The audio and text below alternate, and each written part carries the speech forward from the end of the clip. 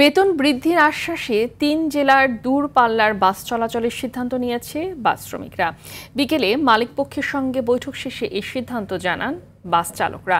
এর আগে সোমবার সকাল থেকে রাজশাহী, চাঁপাইনবাবগঞ্জ ও নাটোর থেকে অনির্দিষ্টকালের জন্য দূরপাল্লার বাস চালানো বন্ধ রাখে শ্রমিকরা। এতে রাজশাহী, নাটোর, চাঁপাইনবাবগঞ্জ থেকে ঢাকা, চট্টগ্রাম ও কক্সবাজার রুটে ৩৪ ঘণ্টা বাস চলাচল বন্ধ ছিল। এতে যাত্রীরা বিপাকে পড়ে।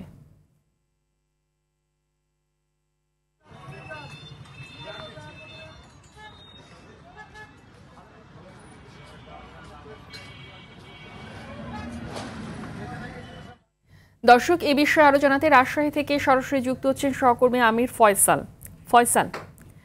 ফয়সাল, ধর্মঘট নিয়ে সবশেষ কি তথ্য আছে আপনার কাছে জানাবেন?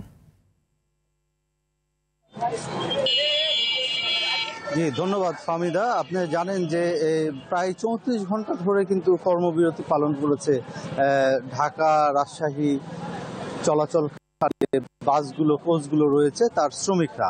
মূলত বেতন ভাতা বৃদ্ধি এবং ন্যায্য বেতন ভাতা প্রদানের লক্ষ্যে পাওয়ার লক্ষ্যে কিন্তু তারা এই কর্মবিরতি পালন করেছে। এবং এই আজকে বিকেল ৪টার সময় ঢাকায় ৩টা থেকে অনুষ্ঠিত হওয়া যে মিটিং ছিল শ্রমিকদের সাথে বাস মালিকদের, সেই সভা থেকেই মূলত সভা শেষে জানা গেছে মূলত যে এখানে তারা তাদের যে ন্যায্য বেতন ভাতা তারা চাচ্ছেন সেটি মূলত তারা মেনে নিয়েছেন। ফলে শ্রমিকরা তাদের যে কর্মবিরতি তা প্রত্যাহার করেছেন।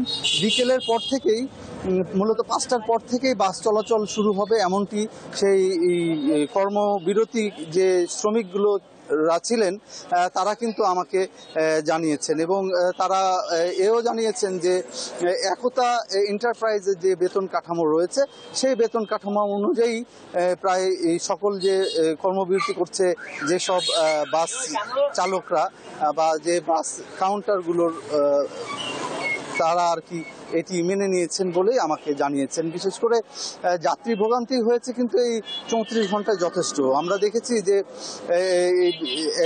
এই বাস শ্রমিকদের যে বেতন ছিল চালকদের জন্য ১৩৫০, হেল্পারদের জন্য ছিল আপনার ৫২০ টাকা এবং সহকারীদের জন্য ছিল ৫০০ টাকা। এই যে বেতন কাঠামো ছিল যা তাদের কাছে আসলে যৌক্তিক ছিল না এবং দ্রব্যমূল্য বৃদ্ধির কারণে তাদের চলাফেরা বেশ অসুবিধা হচ্ছিল, এমনটি আমাদেরকে তারা জানিয়েছেন।